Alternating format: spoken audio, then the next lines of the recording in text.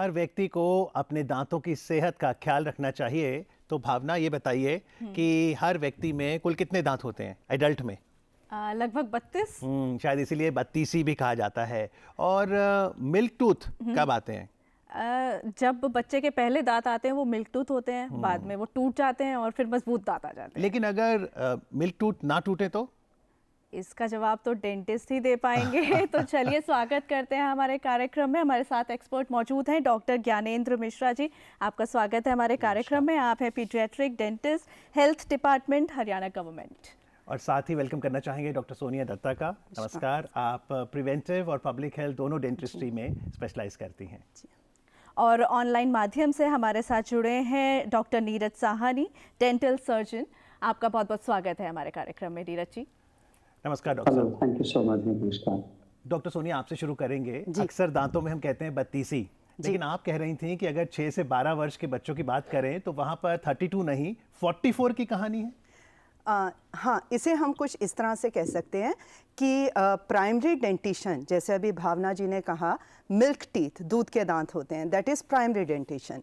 और एडल्टहुड में यानी कि एडोलसेंस के बाद 12 साल की उम्र के बाद पक्के दांत आना शुरू होते हैं, वो है परमानेंट डेंटिशन। लेकिन एक समय होता है जब दूध के दांत जा रहे होते हैं और परमानेंट दांत आ रहे होते हैं। ये समय है लगभग 6 वर्ष से लेकर 12-13 वर्ष की उम्र तक, जिसको हम मिक्स्ड डेंटिशन कहते हैं। ओके। तो 44 की कहानी ये है कि दूध के दांत 20 होते हैं और एडल्ट टीथ जो पक्के दांत हैं 32 हैं। अगर उसमें से हम 4 दांत विजडम टीथ या थर्ड मोलर्स को निकाल दें, कम से कम 28 दांत तो रहते हैं, जिसमें से एक समय ऐसा होता है मिक्स डेंटिशन जब मुंह में दूध के दांत पक्के दांत होंगे तो बहुत सारे दांत हो जाते हैं। जी, लेकिन डॉक्टर ज्ञानेंद्र, क्या ऐसा पॉसिबल होता है कि दूध के दांत टूटे ही ना और बाकी के दांत आ जाएं? जी बिल्कुल हो सकता है। कुछ एक कंडीशंस होती हैं कि जैसे दूध के दांत हमारे निकलने के बाद जब चेंज होता है, जैसा सोनी मैडम ने बताया मिक्स डेंटिशन के बारे में, तो उस केस में क्या होता है कि दूध के दांत अगर हमारे समय से नहीं निकले, कोई भी चीज़ एक समय के अवधि में ही रहता है तभी ठीक रहता है। अगर उससे ज़्यादा या कम रहा, दोनों हार्मफुल होता है। अच्छा। तो अगर वो हमारे ज़्यादा समय तक रह गए तो हमारे आड़े टेढ़े दांत भी आ सकते हैं, जिससे कि हमें मैलोक्लूजन भी हो सकता है। जी, तो डॉक्टर नीरज, अगर दांत आड़े टेढ़े हुए तो क्या ब्रेसिस ऑप्शन है या हम ब्रेसिस से बच भी सकते हैं? वेल अमित जी, आज की डेट में काफ़ी ऑप्शंस हैं। सबसे पहले हमको असेसमेंट करनी पड़ेगी। जैसे डॉक्टर साहब बता रहे हैं, उस स्टेज को हम अगली डकलिंग स्टेज बोलते हैं कि 8 साल से लेकर 12 साल तक ऑटोमेटिकली दांत आपके मैल अलाइंड हैं तो करेक्ट हो जाते हैं। अगर उसके बाद भी टेढ़े मेढ़े हैं तो हम ब्रेसेस की तरफ जा सकते हैं। आज की डेट में अलाइनर्स एक बहुत अच्छा ऑप्शन है। बाकी और ऑर्थोडोंटिक अप्लायंसेस होते हैं। तो पहले असेसमेंट बहुत ज़रूरी है। काफ़ी पेरेंट्स मिस कर देते हैं इस बात को। जब बच्चा 12 ईयर का हो गया, 12 साल के बाद हम एक टिपिकल मैल अलाइन टीथ को हम ट्रीट करना स्टार्ट करते हैं। तो अगर बच्चे की एज 12 है और 12 तक टीथ अरेंज नहीं है प्रॉपरली, तब हम कुछ इग्नोर करते हैं। We have to make sure कि वो दांत सही हैं, उसमें कैविटीज़ नहीं है, जो परमानेंट दांत आ रहे हैं वो अच्छे आए और वो इन्फेक्टेड नहीं हो। इनफैक्ट कि सपोज आपके जो बेबी टीथ हैं या जो प्राइमरी टीथ है वो अगर इन्फेक्टेड हैं तो नीचे जो परमानेंट आएंगे वो भी चांसेस है कि इन्फेक्टेड हों। सो बेस्ट पॉसिबल ऑप्शन है, आप सबसे पहले एक बार स्क्रीन कर लीजिए, डेंटिस्ट विजिट करवाइए। अगर सब चीजें सही हैं तो हम ब्रेसेस, अलाइनर्स और बहुत ऑप्शंस हैं। शायद अगली डकलिंग स्टेज हो तो ऑटोमेटिकली भी करेक्ट हो सकते हैं। ऐसा नहीं है कि आपको ब्रेसेस। बिल्कुल, असेसमेंट बहुत ज़रूरी है, टाइमली। और यदि दांतों की सेहत से जुड़ा आपका भी कोई सवाल है हमारे विशेषज्ञों के लिए तो जल्दी से हमारा फ़ोन नंबर नोट करें। आप सीधा हमें फ़ोन कर सकते हैं। 011 दिल्ली का STD कोड और नंबर है 23097532। 011 is our code and number is 23097532। Doctor Gyanendra, क्योंकि आपने तो अप्लायंसेस पे काफ़ी काम किया है, रिसर्च भी की है, तो क्रॉस बाइट क्या है? और उसमें हम एक अप्लायंस सुनते हैं एक्सपेंशन स्क्रू, इससे क्या लाभ होगा? क्रॉस बाइट, जैसा अभी साहनी सर कह रहे थे, उसमें मैं अपना एक पॉइंट ऐड करना चाहूँगा। Being a specialist in paediatric specialisation, paediatric dentist होने के नाते, मैलोक्लूजन को जो है कई चीज़ों की हमें असेसमेंट करनी होती है। तो कुछ एक मालोक्लूजन्स ऐसे होते हैं जिनको आपको सिंस इंसेप्शन यानी आपको जब पता चले तब आपको उसका ट्रीटमेंट स्टार्ट कर देना होता है। उसी में से एक क्रॉस बाइट होती है, ये भी एक मालोक्लूजन है। अगर हमने इसका ज़्यादा समय तक इंतज़ार किया तो हो सकता है कि हमें उसको करेक्ट करने में जो है समस्या आए। तो इस तरह से क्रॉस बाइट में क्या होता है कि हमारे दांत अगर मान लीजिए नॉर्मली इस पोजीशन में होने चाहिए तो वो ऑपोजिट साइड चले जाते हैं। तो उसको हमें करेक्ट करने के लिए एक्सपेंशन स्क्रू भी हम इस्तेमाल करते हैं। एक्सपेंशन स्क्रू इज़ बेसिकली हम कोई भी चीज़ अगर दे रहे हैं तो कोई चीज़ अगर नेचर उसको कंपनसेट नहीं कर पा रहा है तो हम उसमें एक अपनी आर्टिफिशियल मदद के रास्ता अपनाते हैं, जिसमें कि एक एक्सपेंशन स्क्रू से क्या होता है, आर्च की हम वाइडनिंग करते हैं। आर्च की वाइडनिंग करने से जैसा मैंने बताया था दांत की नॉर्मल पोजीशन ये है, अगर वो ऐसी होगी तो हमने अगर एक्सपैंड किया तो वो अपनी नॉर्मल पोजीशन कितना समय लगता है उस एक्सपेंशन के लिए? इट वेरीज कि किस स्थिति में है और आपकी आर्च की बनावट कैसी है, आपका जेनेटिक कैसा है, ये कई फैक्टर्स पे जो है उसको हम समय पे इवेलुएट 3 करके महीने 6 महीने साल तक लग जी सकता है। जी आप at least for 6 months and it can extend as required as per the personal need. जी, एक कॉलर हमारे साथ भोपाल से जुड़ गए हैं। जी मुकुल जी नमस्कार, अपना सवाल पूछिए। हेलो। हेलो। जी नमस्कार, अपना सवाल पूछिए। हाँ, मेरा नाम मुकुंद है, मैं भोपाल से बोल रहा हूँ। तो ये मेरा सवाल ये है, जिस तरह से अपन आई डोनेट कर लेते हैं या लिवर डोनेट हो जाता है तो उससे क्या डिटेक्टर डोनेट हो सकता है क्या? सर प्रश्न दोबारा रखिए अपना। हेलो। हाँ जी। जी अपना टेलीविजन का वॉल्यूम कम करके दोबारा से प्रश्न पूछिए। डेंटल डोनेट कर सकते हैं कि ये सवाल है मेरा बस। जी डॉक्टर साहब। जैसा मैं समझ पा रही हूँ मुकुल जी पूछना चाहते हैं, जैसे हम अंग दान करते हैं, कोई भी ऑर्गन डोनेट करते हैं, तो क्या दांत भी डोनेट कर सकते हैं? ऐसा अभी तक तो कोई ऐसी रिसर्च नहीं है। अपने ही दांत को एक्सीडेंटली निकल जाए कभी और उसको प्रत्यारोपण यानी कि दोबारा से ट्रांसप्लांट करें, ऐसे तो बहुत से सक्सेसफुल केसेस हैं। या फिर आर्टिफिशियल दांत, जिसका जो आज का विषय नहीं है, और बहुत विकल्प होते हैं।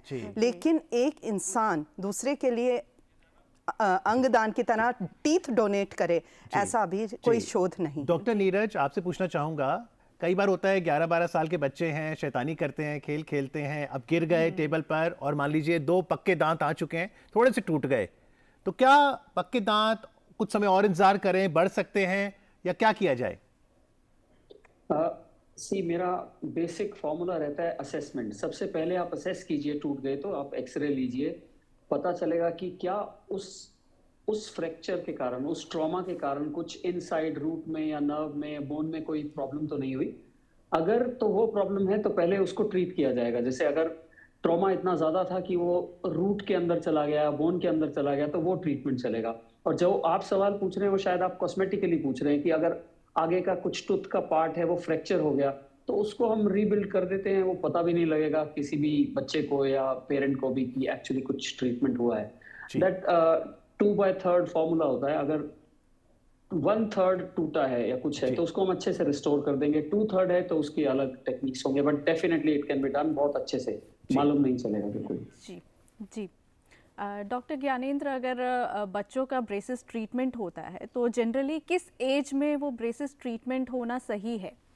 ब्रेसेस के ट्रीटमेंट के लिए मैंने आपसे बताया एक इवैल्यूएशन। यूजुअली क्या होता है कि हम इवैल्यूएट करते हैं और जितना जल्दी, यूजुअली जैसे कि साहनी सर भी कह रहे थे कि अराउंड 12 इयर्स ब्रेसेस के लिए मैं कहूँगा, लेकिन इंटरसेप्शन के लिए मैं अगर कहूँगा तो as soon as possible it is detected, preferably in the mixed dentition. जैसा सर अभी अगली डकलिंग स्टेज के बारे में कह रहे थे, तो कई एनॉमलीज की असेसमेंट मैं इसलिए कहता हूँ, most of the anomalies they are self correcting. जैसा कि अगली डकलिंग स्टेज है तो आपको 9 to 10 ईयर्स के आसपास आपको सेंट्रल इंसाइजर्स के बीच में स्पेसिंग मिलती है। लेकिन कुछ बच्चों के ऐसे दांत देखे जाते हैं कि बहुत ही पतले होते हैं, कुछ दांत बहुत मोटे होते हैं, चौड़े होते हैं, तो इस कंडीशन में क्या किया जा सकता है? कहीं पर गैप होता है, कहीं पर बहुत मोटा दांत है, पतला दांत है। अगर मैंने क्या कहा, अगर वो सेल्फ करेक्टिंग स्टेज में है तब तो वो करेक्ट हो जाएगा। अदरवाइज जैसे सोनिया मैडम कह रहे थे कि हमारी जो है एस्थेटिक ट्रीटमेंट हम उसका कर सकते हैं। एस्थेटिक ट्रीटमेंट में हम दांत को ट्रांसफॉर्म करके उसकी नॉर्मल शेप में ले आ सकते हैं। ओके। और ब्रेसेस के सहायता से भी अगर वो स्टेज अगर सेल्फ करेक्टिंग स्टेज में नहीं है तो हम ब्रेसेस के सहायता से भी उसको नॉर्मल पोजीशन तो में लाते क्या हैं। ये लाइफ टाइम फिर टिके रहते हैं, वैसे ही रहते हैं? जी डेफिनेटली टिके रह सकते हैं, लेकिन आपको कुछ एक प्रिकॉशंस लेने होते हैं। कई बार क्या होता है, ब्रेसेस निकलने के बाद हम कुछ लापरवाहियां बरतते हैं। जी, प्रिकॉशंस हम आपसे पूछेंगे कि अगर ब्रेसेस लगें तो ईटिंग हैबिट्स कैसे हो, लाइफस्टाइल कैसे हो, लेकिन जम्मू कश्मीर चलते हैं पहले डॉक्टर साहब। एक कॉलर है फोन लाइन पर। हेलो, गुड मॉर्निंग, सवाल पूछिए। जी मेरी बच्ची है 9 इयर्स की, इसकी जो आगे वाले दांत है वो आधा सफेद हो चुका है। जी डॉक्टर साहब। बच्चे की उम्र 9 साल बताई और आगे वाले दांत तो मैं मान के चल रही हूँ कि वो पक्का दांत ही होगा।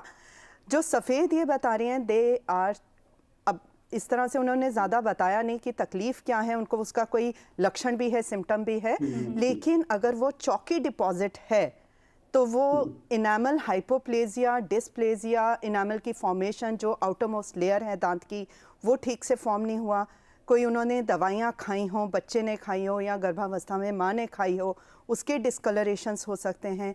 कई बार जैसा पहले भी बात हुई, दूध के दांत के नीचे पक्का दांत आ रहा हो और उसको कोई चोट लग गई हो उस समय और उतनी जगह पे इनामल ठीक से बना नहीं है, तो ये सब डिस्कलरेशन, जैसे ये बता रही हैं, आधा सफ़ेद हो रहा है।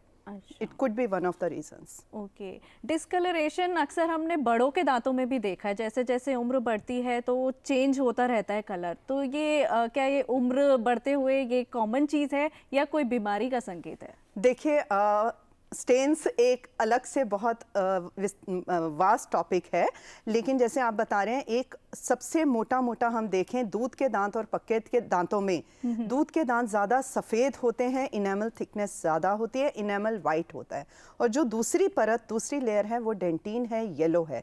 तो जैसे जैसे एज बढ़ती है विद एडवांसमेंट, इनामल घिसता जाएगा और नीचे की जो पीली परत है, डेंटिन, जो सेकंड लेयर है, वो उभरना शुरू हो जाती है। वो है एज रिलेटेड, बाकी तो बहुत सारे कारण हैं डिस्कलरेशन। ज्ञानेंद्र, आप बता रहे थे अगर ब्रेसेस लगते हैं बच्चों में, टीनेजर्स में, क्या प्रिकॉशंस लेनी चाहिए? प्रिकॉशंस हमें ब्रेसेस के दौरान और ब्रेसेस के बाद दोनों इंपॉर्टेंट होती हैं। खासकर हमें हाइजीन का ख्याल रखना होता है, क्योंकि जब कभी भी ब्रेसेस लग जाते हैं तो हमें कुछ एक खाने के इंस्ट्रक्शंस दिए जाते हैं, उन्हें हमें स्ट्रिक्टली फॉलो करना चाहिए, क्योंकि सॉफ्ट डाइट अगर हम नहीं लेंगे, कोई चीज़ हार्ड लेंगे तो ब्रेसेस निकल सकते हैं, फिर आपको जो है परेशान होना हार्ड डाइट जैसे मान लो बादाम खाने हैं। जी, अब मतलब कुछ एक हार्ड चीज़ें आपको अवॉइड करने के लिए बोला जाता है कि उससे जो है ब्रेसेस आपके डिसलॉज ना हो जाए। कोई भी हार्ड चीज़, अखरोट हो गई या बादाम हो गई या कोई भी चीज़ हार्ड, समथिंग विच में आपका जो है उसको डिसलॉज कर दे ब्रेसेस को। और होता है हाइजीन आपको जो है एक्स्ट्रा मेंटेन करनी होती है, प्रेफरेबली आपको क्लीनिंग कुछ भी खाने के बाद कही जाती है। जैसे हम नॉर्मली कहते हैं आप 2 बार ही ब्रश करिए, उसमें हम कहते हैं कि आप मैक्सिमम ब्रश करिए, बिकॉज प्लाक डिपोजिशन ज़्यादा होता है, जिससे कि डेंटल केरीज और आपको पायरिया या पेरियोडोंटाइटिस भी हो सकती है। जी, उड़ीसा चलते हैं डॉक्टर साहब। डॉक्टर नीरज, आप इस सवाल का जवाब दीजिएगा। हेलो हेलो हेलो जी, सवाल पूछिए। हाँ, हमारा 5 साल का है जी। वो चॉकलेट खा करके दांत सब खत्म हो गया, उसका क्या है? आपका बच्चा 5 साल का है और क्या हुआ है? चॉकलेट खा करके दांत होता है सब मैंने गल। चॉकलेट खा के दांत खराब हो गए हैं? हाँ। जी डॉक्टर नीरज। आई थिंक ये जो बात करना चाह रहे हैं सब क्लिनिकल एग्जामिनेशन पर डिपेंड करता है, पर इनकी बातों से जो मैं रेफरेंस ले रहा हूँ, वो बच्चा चॉकलेट खाता है और दांत खराब हो गए, तो कुछ कंडीशन आती है रैम्पेंट केरीज, इस तरह से बोलते हैं कि वो खाने के बाद चॉकलेट खाएं या बच्चा दूध पी रहा है या कोई भी खाना खा रहा है, उसके बाद माउथ वॉश या क्लीनिंग बहुत ज़रूरी है। तो जैसे अगर कोई टॉडलर है, छोटा है, 2 साल का बच्चा है या कुछ है, तो जनरली मैं मदर्स को सजेस्ट करता हूँ कि वो एक मसलिन क्लॉथ लें और जब बच्चे ने खाना खा लिया तो रिंस करें, और रिंस करने के बाद वो मसलिन क्लॉथ लेकर दांत को एक पर्टिकुलर साफ कर दें अच्छे से, ताकि वहां पर कुछ डिपॉजिट नहीं रहे। तो जो ये सर बता रहे हैं, तो इस केस में वो बच्चा निगलेक्ट का शिकार है, वो खुद से, क्योंकि वो बच्चा है, अच्छे से ब्रश नहीं कर रहा और पेरेंट्स की तरफ से भी वो निगलेक्ट चल रहा है। चॉकलेट जनरली बोलते हैं, डेंटिस्ट कहते हैं या डॉक्टर्स से सुनते हैं लोग कि चॉकलेट नहीं खाने चाहिए। मैं थोड़ा अलग वे से प्रैक्टिस करता हूँ। आप खाइए चॉकलेट, अपनी हेल्थ को देखिए, और जनरली नॉर्मल अच्छे से खाइए। जी, बट डॉक्टर- खाने के बाद आप माउथ वॉश जरूर कीजिए, दांत को क्लीन रखिए, और जहां पर उनके दांत खराब हैं, जिन बच्चे के खराब हुए, उसका एक्सरे करवा कर देख लीजिए। अगर ऊपर सुपरफिशियल कहीं केरीज है तो उसको फिलिंग हो जाएगी, वो रिस्टोर हो जाएगा, ताकि आगे जो परमानेंट दांत आने वाले हैं वो खराब नहीं होंगे। जी, और डॉक्टर- अगर गलती से वो ज्यादा अफेक्टेड है, सॉरी मैं इंटरप्ट कर रहा हूँ आपको, अगर गलती से ज्यादा अफेक्टेड है तो उसका वो आगे ट्रीटमेंट करवाएं, जैसे डॉक्टर साहब भी बता रहे हैं। जी, मैं ये कह रहा था डॉक्टर साहब कि छोटे बच्चे जो प्रोग्राम देख रहे होंगे वो कहेंगे डॉक्टर नीरज बड़े अच्छे डेंटिस्ट हैं, चॉकलेट भी अलाउ करते हैं लेकिन माउथ वॉश करना है। डॉक्टर साहब, ये जो हम कह रहे हैं कि असेसमेंट करना पड़ेगा, फिर हम देखते हैं एक्सरे में आप लोग कहते हो ओपीजी कराओ, ये क्या है भला? देखिए, एक्सरे दो तरह के हमारे डेंटल में कई तरह के होते हैं, लेकिन हम यूजुअली जो एक्सरे का इस्तेमाल करते हैं अपने डेंटल डायग्नोसिस के लिए, उसमें दो तरह के एक्सरे हम मोस्ट कॉमनली यूज़ में ले आते हैं। एक होता है छोटा सा एक्सरे जिसको हम IOPA कहते हैं, इंट्राओरल पेरिएपिकल। दूसरा होता है ऑर्थोपेंटोमोग्राम। हर एक की अपनी अपनी सिग्निफिकेंस है। जैसे आपको किसी एक की डिटेल्ड एनालिसिस करनी है किसी एक दांत की, तो हम जो है IOPA लेते हैं, जो एक छोटा सा एक्सरे होता है, और उसमें हम एक दांत की डिटेल। लेकिन अगर जैसे कि आप डेवलपमेंटल स्टेजेस देखना चाहते हैं कि जो है किस स्टेज में कौन सा दांत है, और आप ओवरऑल असेसमेंट करना चाहते हैं कि राइट साइड का लेफ्ट साइड से क्या कंपैरिजन है, प्रेफरेबली बच्चे की एज क्या हो सकती है, और तरह तरह की एक डिटेल्ड एक रफ मतलब एक्शन प्लान बनाने के लिए, तो यू यूज OPG। मुंबई से एक कॉलर हमारे साथ जुड़ गए हैं। हेलो हेलो जी, नमस्कार, अपना सवाल पूछिए। मेरा सवाल ये है कि बच्चा जब छोटा रहता है तो अपन उसको ब्रश करवा के, तो क्या ऐसा हो सकता है कि उसके ऊपर जो परत रहती है वो निकल जाने से भी दांत सड़ जाते हैं? अगर वो निकल जाने से दांत सड़ जाते हैं तो उसको प्रॉपरली कैसे रखने का? डॉक्टर सोनिया। अगर ऊपर की परत इन्होंने जैसा बताया, तो डे टू डे बेसिस पे हमारा जो परत जमती है वो विजिबल तो नहीं है, डेंटल प्लाक जिसे कहते हैं।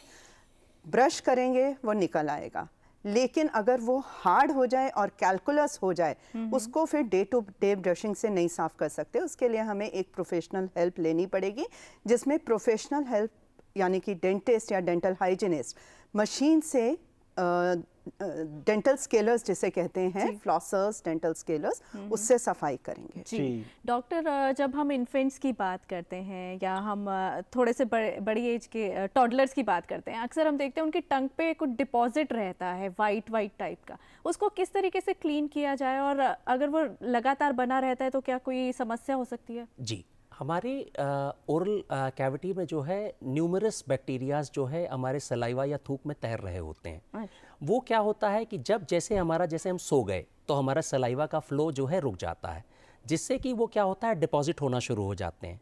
और ये हमारे बैक्टीरियाज जो है दो धारी तलवार का काम करते हैं, कि जैसे कि इनको अगर कोई हमने मौका नहीं दिया तो हमारे वो फ्रेंड्स हैं। अगर हमने किसी भी तरह का कोई भी चीज़ मीठा खाया तो वो हमारे जो है एनिमी होते हैं। किस तरह से? वो हमारे दांत का डिके शुरू कर देते हैं। तो रात में जैसे बच्चा सोया, उसके बाद जो है डिपॉजिट्स जो है जो शुरू हो जाते हैं, वो टंग पे अगर बने रहेंगे तो दे माइट बी डिलीटीरियस। इसीलिए जब कभी भी कहते हैं कि आप जो है बच्चे की टंग और टीथ को जो है क्लीन रेगुलरली करते रहिए, जिससे कि हमारी जो है और डेंटल डिजीजेस बच सकें। बस 1 मिनट शेष है, बस अंतिम संदेश लेंगे। डॉक्टर नीरज, आपसे शुरू करते हैं। ये जो थम्स अप करने की बात है, रबर या पेंसिल मुंह में रखने की बात है, इससे भी बच्चों के दांत खराब होते हैं क्या?